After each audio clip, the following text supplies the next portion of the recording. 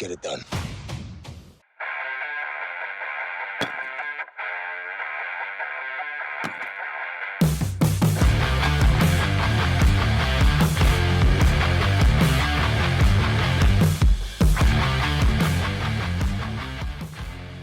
Hey guys, welcome to the Get Up. Today we're talking Avatar 2, Way of the Water. That's right. Taruk Makto is back. Mm-hmm. Or is he? Now, Billy, it's been since 2009 that we've seen the last one. How excited were you Been for 13 this movie? years, brother. Yeah, no, I was excited, dude. I really enjoyed the first one. I mean, you know, it was the first film, I believe, that was ever filmed in 3D. You know, I enjoyed it. I remember taking my son to see it, man. He was like 2, 3 years old. And I remember the fire scene, man, where Awa's on fire, not Awa, but the big tree's on fire. And the ashes are coming down. We got 3D glasses, and my son's like trying to catch the ashes. I was like, you don't get much better than that. I mean, they made special cameras to film that movie. So, oh yeah, you know, so I was expecting good things from this one as well, man. You know, and as far as beauty and aesthetics, you know, they don't let you down. You know, it was just as beautiful as the first one, but I don't think the 3D usage in this one was as good as the first one. I don't, you know. Now that first one broke records. Oh, dude, yeah. So this one has a lot to live up to. It does. But who's in this movie? All right, man. So we got the you know, the usual suspects. We got Sam Worthington back. You know, we I got haven't seen him in anything in a long time. Oh yeah, dude. We got Zoe Saldana back. We got, of course, Sigourney Weaver's back in it. Stephen Lang is back alive again. Somehow he's back. That's right. That's right. They transferred his memories into an avatar body. Yep, a reconjuring in an avatar body. Yep. But I mean, we got some newcomers too. Well, not necessarily newcomers, but you know, people that are new to the franchise. Exactly. So I mean, I like the cast, man. We had a good cast. Jack Champion, yeah, and of Jack course, Champion this movie is directed by the all great and powerful James Cameron, Mr. Cameron, known for T2, Aliens, The Abyss, Titanic, done some great and movies like that. This guy, when he makes a movie, he goes all in on. Oh hell yeah, he does. And you know, as you can tell, I mean, look how long it's taken him to film and freaking release this. You know, this next set of Avatar movies, right? So, I mean, he doesn't hold back, man. Now, he puts everything he has into it. A lot of people are wondering, where are you going to go with this world? Right. Because they're talking about making like 4 or 5 of these things. No, exactly. But this one, kind of a little bit of a retread of the first one in a different way. So. But that's what a lot of sequels do anyway. No, it's true, so exactly. Doesn't stray too far from the formula of the original. No, it doesn't. Not at all. You know, and I guess it kind of let me down with that because number one, well, first of all, you know, it's 3-hour movies, long movie. Long movie. You know, and the first 2 hours of it to me are pretty much super boring, right? It's like, it's them getting chased by Stephen Lang, and then they move to the water area, and really it's just a lot of them learning how to be water avatars now, right? How to be water Navi. You know, I mean, and again, beautiful scenery. Love seeing all the underwater stuff. You know, the water life and riding the animals, all that crazy stuff. But wasn't a lot. You know, first 2 hours, there really ain't much action in this movie at all. Yeah, so let's talk about it. The Colonel is back, and you know, they announced this pretty early on, and you're like, how the heck is that dude? They also announced Sigourney Weaver's coming out, and you're like, how the heck are these 2 characters coming back that supposedly died in the last movie? Yeah, exactly. And I gotta say, that kind of like bothered me initially, but I saw how they did it, and I don't think it's super clever, but it's also not super dumb. Exactly. Like, well, especially with Stephen Lang, right? Like, okay, but the funny thing is, though, you remember in the first one, right? Like, one of the main reasons Sully went because his brother died, he's taking his place, but he went because he was going to get his legs back, right? Because, we got now we've got the technology to fix your back, get your legs back. It's expensive as hell, but you can get it done for free by doing this tour, on Pandora. Right, but that's a mean bush. So yeah, that's right. But now all of a sudden, you know, they've got technology. You know, granted, you're talking, you know, about. I mean, those kids look pretty old. You know, probably around 15 or so. You're talking about, in the time frame of the show, you're probably talking about 15 years later or something around there. But now they've got the technology to transfer people's memories into a whole new body. I was like, well, they're supposedly already working on that because he filmed like that documentary series talking to himself or whatever. Yeah, exactly. So apparently that was in the works already. Right. Yeah, and I'm glad they showed us that to kind of at least show us, okay, you know, to kind of make it somewhat believable of how they're able to do this. But again, coming out with that technology like that, man, I was like, So they're growing like this avatar, the Colonel in the background, and transporting his memories and everything else into it. So and not just him, but his whole crew, all the same crew. Right?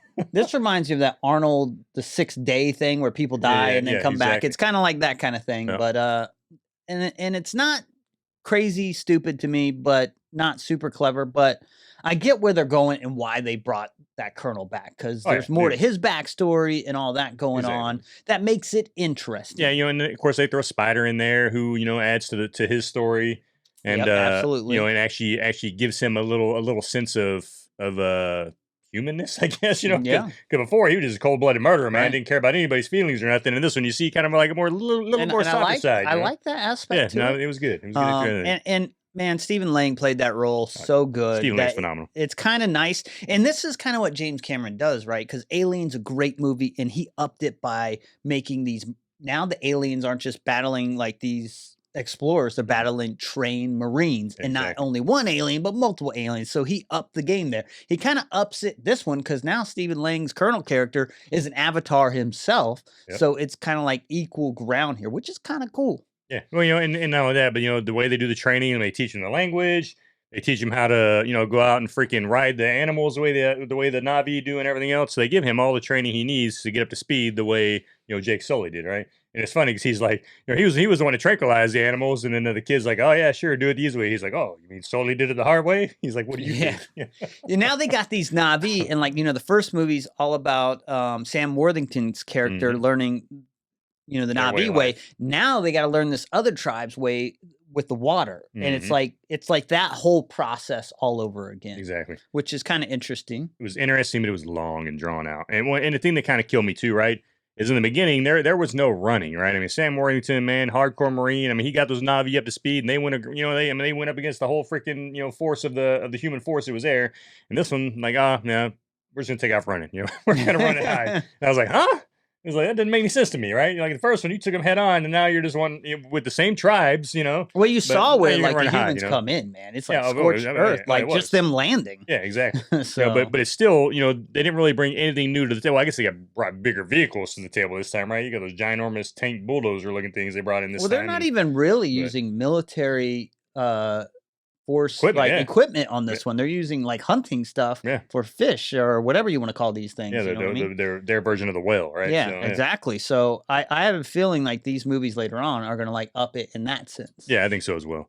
You know, and I kind of like that story, that sideline a little bit, right? Because, you know, the Na'vi have their little flying things that they're really close to, right? And, you know, you mate with it for life, basically. You know, connect with it for life, you know, whereas the water people, it's these whales, right? That's their spirit brothers, spirit sisters, or whatever, you know. So it's you know, I like that one for one kind of thing, the way they did that, even though it seems like a more deeper relationship with the ocean ones than it does with, you know, with the flying ones. Yeah, but and this movie's all about family. I'm surprised Vin Diesel didn't like make an appearance in this, because it's so much about family. So. And what'd you think of that aspect? Yeah, I mean, I thought it was a good aspect, you know, and I like, you know, I'm not going to go any spoilers here, but I like that they show there's some skin in the game with the family later on in the movie.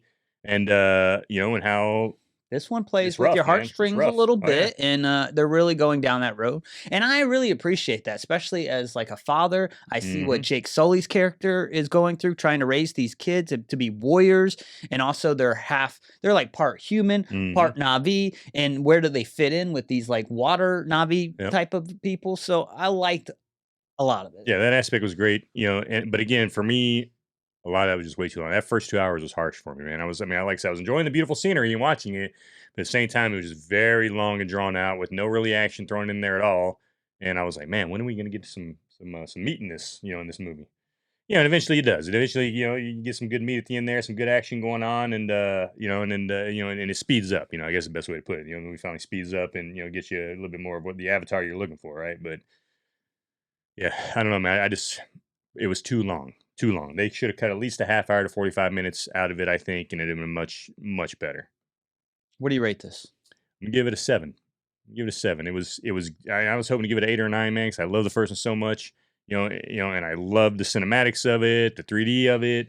But again, the first 2 hours was just way too long for me, man. It was just way too long and drawn out, and they didn't give me enough in that first 2 hours, aside from them just learning how to be water people and the fact that they just ran away, right? Jake Sully just ran away. And it's like, hey, Jake Sully didn't run away. Jake Sully faces the colonel head on, you know. It's like, what's he running away for? I'm going to give this movie a high 9, almost a 10. It is a stunning movie. He saw it at night. I saw it early in the morning, and I was with this movie all throughout. It was not boring. It was like an orgasm for my eyeballs, man. I mean, The 3D is amazing. I totally disagree with him saying the 3D ain't good. It added a lot of depth to a lot of scenes, and I loved it. I mean, it's just like almost a masterpiece that this transported me to the world of Pandora. And the water effects and everything that went along with it was so cool. It is a long movie, and you're either with it for the ride or you're not. If you're expecting like an action fest, it has action in it, but you have to kind of be enthralled with the world. And that's what I think it's so long, because it's like showcasing that. And if you're not with that, then yeah, it's going to drag. But for me, I appreciate every bit of it. Now, it does make it kind of hard for rewatches because it's so long, because that's a huge investment of time. But there's no movie that does what this movie does. And I'm talking Marvel and everything, the way this world is created. It's amazing. Oh, it's beautiful. And, dude, and I never once said that the 3D wasn't good. I said it was good. I said aesthetically the movie's beautiful. I said they just didn't give you the depth that they did in the first one with like the ashes coming down and all that. This guy wants to see shit coming at him, dodging. And let me tell you something. It's funny, we got this opposite argument, because with Dune, which you don't get a lot of action from, he had the argument there wasn't enough action in Dune, and I'm like, dude, it was a beautiful movie. When I was watching this movie, I was saying, give Dune to James Cameron, because he knows how to do these type of movies. Dune sucks crap Dune was compared to this movie. This movie is everything Dune should be. I'll give you that. Dune could be, if Cameron took over, and especially they did in 3D like they did these movies, it'd probably be great. But I still enjoy Dune a lot, and I understood though going into Dune. I've read the Dune books. This guy hasn't, so I understood why it wasn't. I don't care to read those books. But his argument was, there's not enough action in Dune, and now he's like, we don't need the action. So there you have it. There was plenty of action in this movie. This movie starts off with action. They ambush like humans right there in the beginning, and then they're building the world. It's in the relationship with all these kids in the water. I mean, it's awesome. It's awesome. This movie's going to do so well. It is going to do well. And you have to see this in theaters, because you're going to lose everything at home. Yeah. No, you definitely have to see this movie in theater. Like I said, see it on IMAX, it is the biggest screen possible. Exactly. It is a beautiful movie. No doubt about it. And this movie is gorgeous. You definitely get immersed in Pandora, like Josh said. Beautiful. I just wish there had been more substance aside from, hey, we're learning how to be fish people. And I ran away from my enemy, who in the first one I faced him head on and kicked his butt. Now, and I'm not saying this movie doesn't have its flaws, because it definitely does. But I mean, compared to everything else I've watched recently, this movie is fun. It's what you want, I think, in an Avatar movie. If you like the first one, I think you're gonna like this one. Even though I know you don't like it quite as much, but I think you weren't in the right mindset. What I'm hoping is that they're gonna build off this one, and I think they will. And I think in the next one we're gonna get a heck of a lot more action. And I think, and I'm guessing in the next one we might get a little bit of a little change of heart from Stephen Lang's character. We might. I was kind of waiting for that to happen in this one, and I'm like, I do see that brewing. Oh yeah, I think so. I think we're gonna get a little change of heart from Stephen Lang in the next movie, but we'll see. Colonel, is he going to be a softie? We don't know. That's right. So, what do you think of all the Marine stuff now? You're a former U.S. Marine. Yeah, There's a lot of like, oorah, Semper Fi thrown up in here. It was the exact same you saw in the first movie, right? He had all that in the first movie too. So yeah. I tell you what, they have like a pretty good military advisor, because like all the comms traffic is pretty good on this. Yeah, no, it definitely was. Absolutely. Well, even the way he's doing the comms traffic with his kids, right? I mean, it was great. Yeah, his kid even says Lima Charlie at one point, and I'm like, okay. Exactly. Like, you trained your kids well, Jake Sully. There you have, folks. That is the highest rating Josh has ever given a movie. Well, high 9. I give other things a 9. I mean, I'm very close to a 10, but yeah. I gave it a 7. Again, I thought it was a good movie. I wouldn't say a great movie. It was a good movie. I just wish it had a little bit more, but I've definitely got much better expectations for the next one. I think the next one we're going to get a lot out of it. So I hope so. Yeah. Hey, guys. Well, there you have it. That is our take on Avatar: Way of the Water. We hope you enjoyed it. Please hit like and subscribe, and let us know what you think about it, and we will check you guys at our next review. See ya. $80 million for a freaking little vial of that shit, man. Well, I don't know how much with inflation the way it's going. Happens anywhere there. That might just be like buying a pair of Nike or something. Exactly.